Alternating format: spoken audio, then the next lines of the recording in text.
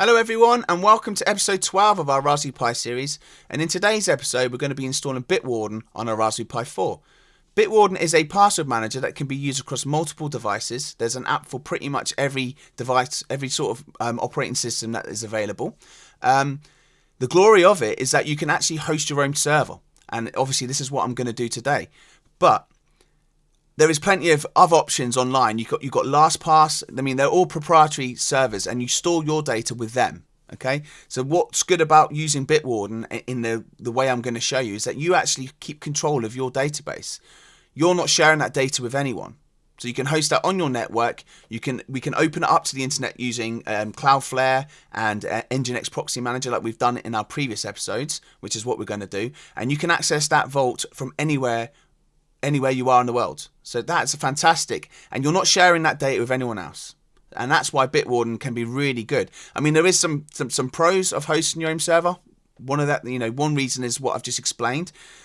There is some cons. At the end of the day, if something goes down with your server, you lose your data. You've lost. There's no backup of that unless you back up your data yourself. Which we're going to cover in later episodes.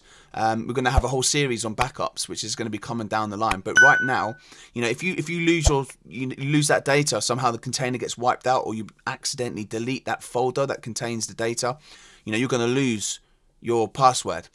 You lose all your passwords, everything. So, there is ways of mitigating that. You can back up that to a cloud service using encryption or whatever. As I said, we're going to cover backups. But the pros, and I think the pro outweighs any cons, is the fact that you have full control of your data. And I think that is pretty, one of the most important things in this day and age of data collection, bulk data collection. These companies are soaking it up. Take back some control and store your own data locally. So we're going to look at Bitwarden now.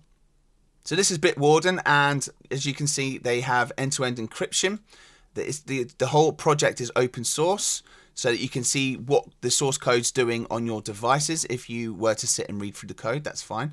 They have a free personal account that you can have, and you can host your database with them. But that's obviously if you trust their service. Personally, I do. I think they're great, but I am an advocate for keeping control of your own data. So this is why I'm going down the path that I am. It's a great project, and I think that everyone needs to have a password vault nowadays. If you're using the same password across multiple services, if one of them services gets compromised, if their databases get hacked into and they get hold of your password and your email address or username, they will attempt to use that across multiple different services to see if any of them match. If you use the same password across different services, you're in trouble now, because they're going to be into your other services and they'll try and take control of your data. And this is what hackers do. There's bots that are out there right now that are trying multiple services with known breached password and usernames that have been taken from breaches of different services. So to mitigate that, you should have a password vault. You should be creating unique passwords for every single service that you use online. There's no two ways about it. Now, trying to come up with a unique password for every service you use, trying to remember that in a human brain is completely impossible. You're never going to be able to remember everything. So this is why a password vault is probably the best move you can make. All you've got to remember is the master password. So once you know that master password, that is the password to get into your vault. You can access all your other passwords from within there. And not just that, the actual application itself can help generate passwords with a click of a button. You press one button, boom. You can also install a extension into your browser, and that you can go to a website, and then with one click, you can log straight into your website. To follow along with today's tutorial, you're going to need to have followed our previous episodes. If you haven't followed our previous episodes, you're going to need Nginx Proxy Manager installed. You're going to need a domain set up with Cloudflare, or a domain set up with DuckDNS. We'll be showing you today with Cloudflare, but I do have a previous episode which explains how you can set up a subdomain with DuckDNS, so go and check that one out.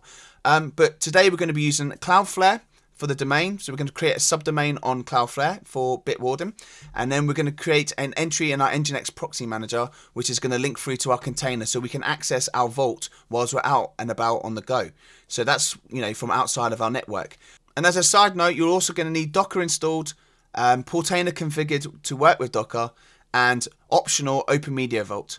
So this is a container we're going to be using today. It's had 100 million pulls, so it's basically been used 100 million times plus. It's been updated a day ago, so this ticks 2 boxes for us. It means it's well used and it's updated regularly. It isn't the official Bitwarden application, but it's been compiled for the ARM, the ARM use. So I would say that it should be fine to use. I've used it on several different devices, and I find that it works fine. I've had it on a couple of Pis. And I've also used it in a couple of businesses that I support, and it works absolutely perfect. There's no problem. I've created a stack which you can find on our website, so the link's in the description below. If you go to our dedicated blog page for today's episode, you'll find this, so you can copy and paste it from there. So we're going to crack on now. We're going to go to Portainer, and we're going to click on local, and we're going to click on stacks, and then we're going to click add a new stack. So in here, we're going to name it. So we're going to name it Bitwarden.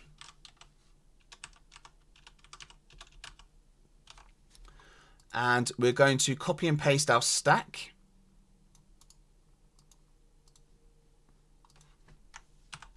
Okay, so we need to change a couple of paths here as usual. We need to change this. So this is our data folder, so we need to create that. So we need to come into our SSH window. We're going to create a terminal. And then we're going to zoom in a couple of times. This is just so you guys can see what I'm doing. And so we're going to SSH into our server by doing SSH and then TACP and then the port number and then our username and our IP address of our Raspberry Pi. And we're going to log in. So we've entered our password. Okay, we're going to clear this out. And we're going to go to our surf folder and to our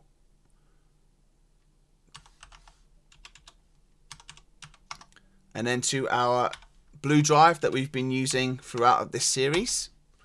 So we're going to clear this out again. And you guys are going to need to have an app data folder installed. Let me just make this wider. Okay, so you guys are going to need an app data folder installed. If you haven't got it installed already, I suggest you do it. Again, we did this in previous videos, so I'm not going to run through it now. So we're going to CD into our app data folder. And as you can see, we have our previous containers in here. So we're going to create a folder. We're going to go make directory. And we're going to call it Bitwarden. And this is for our container files. This is going to have our whole database in it. And if you're going to back up your Bitwarden, you would need to back up this folder. So it's very important. So we're just going to create that now. And then we're going to go into Bitwarden. And as you can see, we are now in there. And we're going to do pwd to print working directory. And this is to give us the absolute path. And this is what we're going to need for our stack. So we're going to right click and click on copy. And then we're going to come in here and we're going to highlight this bit here. And we're going to paste. So what this means is, this is our folder location on our drive that we've just created. And in my case, it's on my blue drive. This will be in your USB drive that you have connected to your Raspberry Pi. And we are mounting inside of the container this data folder. So we have decided to install this on port 8484. We're currently using port 80 for our Nginx proxy manager. So we don't want to put that on port 80 and obviously have some, that will cause some problems trying to connect. It could even, break some other services, which you don't want to do. So make sure this is a unique port that you haven't used already.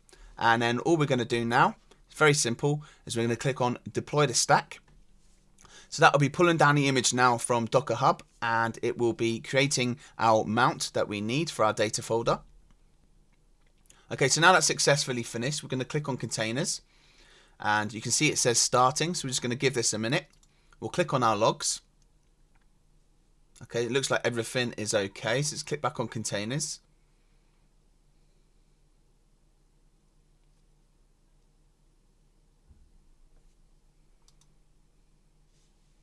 Right now I've refreshed, you can see that it's running now, which is here, and it says healthy, so that's good. So it's on port 8484, so we're just going to come back in here and go to 8484. So as you can see, it has installed correctly. But what we're going to do is we're going to leave this right now. We're not going to go any further. We're just going to stop here. And we're going to come into our Cloudflare account. So you log in there. We're going to click on our website. And we're going to click on DNS. and then we're going to click on add record, and then we're going to create a CNAME, and we're going to call this Vault, and then we're going to click put at in there, and then we're going to turn off this proxied. So it says DNS only, and that's quite important right now, but we're going to turn that proxied on later on once we've configured Nginx Proxy Manager. And when the DNS is fully propagated, then we can turn this back to proxied. So we're going to click save now. So we've created a subdomain called vault.addicted2tech.net.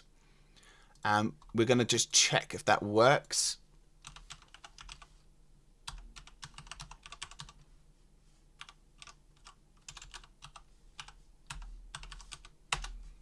Okay, so that's gone straight through. So you can see that that domain is now working. So what we're going to do now is we're going to come into our Nginx Proxy Manager, and we're going to click on where it says Proxy Hosts, and then we're going to click on Add Proxy Host, and we're going to put our domain name in here. We're just going to take these off. We just want the actual domain name. Remember to click on Add Vault. So here where it says Add, you've got to click on there for it to take the entry. So we've done that. Now we need to put in our Raspberry Pi's IP address. So you put in your Raspberry Pi's IP address there. Mine is 192.168.2.5, and it's on port. I'm just going to go back and check. It's on port 8484. So we're going to put in here 8484. We're going to click block common exploits. Okay, and then we're going to click on SSL. And then from here, we're going to click request a new SSL certificate. And we're going to click force SSL and HTTP/2 support. And then we're going to tick the I agree to Let's Encrypt's terms of services. And we're going to click save.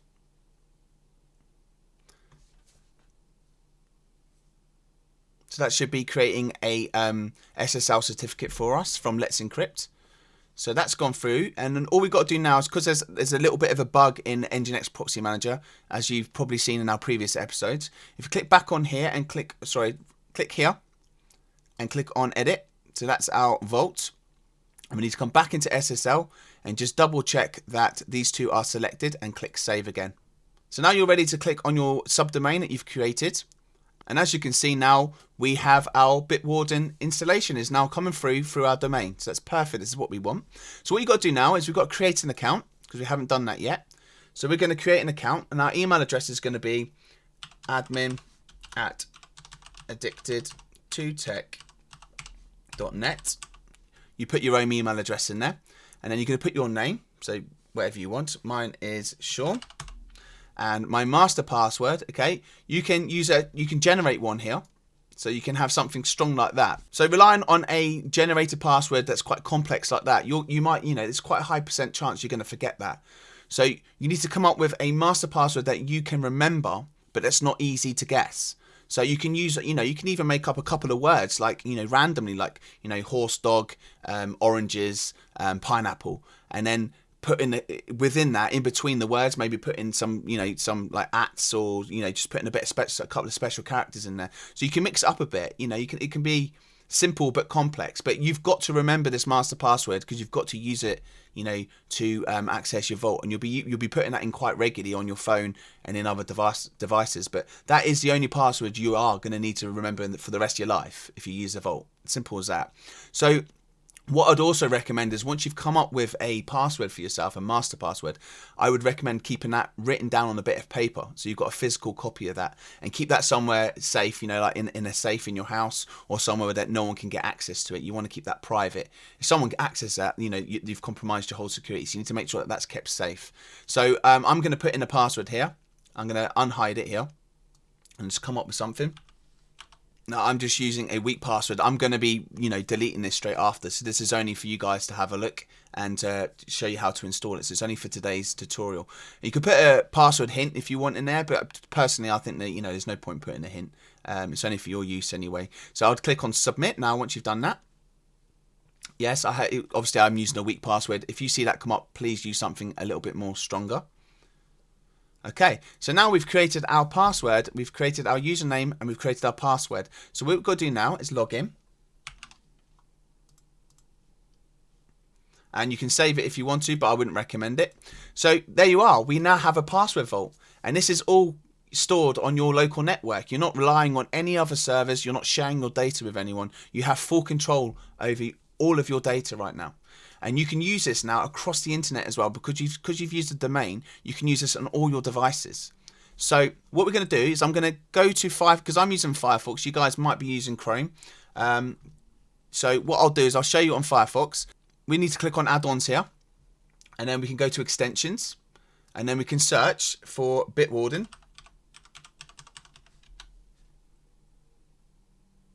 And as you can see here, we have a free password manager, so we can click on that, and we can add that to Firefox. And then you click on add. So what this means now is you can now use your password manager from within your browser on your machine that you're using. So this, I'm on a Linux machine, so if I go to any websites from here, I personally don't like it being there. I prefer it just being up here. And click on the settings here. And then what we're going to do is, because obviously we're using our own server, we need to put our private server address in here. And this is what we've created, our vault dot, and then obviously whatever your domain name is and where you saved it to your Raspberry Pi. And then if you click on save, it should, there you are, the environment URL has been written, so it's written it and saved it. So when you click on login now, okay, you use your admin password, and then we're going to use our master password, the only one we ever have to remember. And then we're going to click in login. And there you go. So we have our vault. Now the glory of using an extension or using a plugin is in our browser is so that if you go to a website that you log into frequently, you can save it directly to your vault, and then it will automatically fill the fields for you. So you don't even have to write it. So you go to the website, it'll automatically fill the fields, and then you just press login, and then you're done. So it works just like any other, LastPass or anything like that. It works exactly the same. So for Chrome users, if you are wanting to install the extension as well, you just need to go to the Chrome store and you just install it exactly the same as I just done for the add-on in Firefox.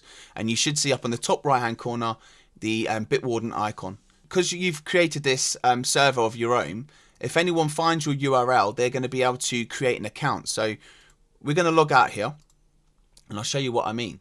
So if we go to your Vault, we go to our Vault homepage here, you can see that create account is still there. So that means that anyone can just create an account and use your server. You don't really want that. You want to keep it private. You don't want other people's information or data to be stored on there.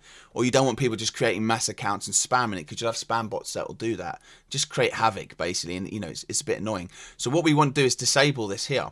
So there is a fix for that, but we'll have to recreate the container. But we're not going to lose the data that we've done so far. We had to create our username first, because obviously we want to disable that create account. So once that's disabled, you won't be able to create another account unless you reverse this again by recreating it again. But so make sure you create all the accounts. If let's say you want to use it in an organization, create all your accounts that you need first, and then once you've completed that and you know that you're not going to have anyone else at that point, then you can do what we're doing now, just to lock off that create account button. So it's a bit annoying, but it's how Bitwarden is designed. It's basically a replica of what they use on Bitwarden's proprietary servers. So you're just basically using a copy which is open to the public. There isn't just a button you can press to turn it on and off. Unfortunately, it's just not possible at this moment. So we're going to come back into our Portainer. We're going to click on our Bitwarden's RS here, and we're going to go to duplicate and edit. And then we're going to come into environment here, and then we're going to click add environment value. Okay, so what we're going to do in here is we're going to put in here signups allowed. Okay, and then in this value, so in the name we're going to put signups allowed, and in the value we are going to put false. Okay, and then once that's finished here, we're going to click on deploy the container, and then click replace. So we're just waiting for that to finish now, and we've just got to wait for our Bitwarden there to say healthy again like before. Okay, so now we see that our Bitwarden has finished, and we're going to refresh, and you should still see the create account icon. So we're just going to put in here create account. And as you can see, we're just going to put a load of rubbish in here.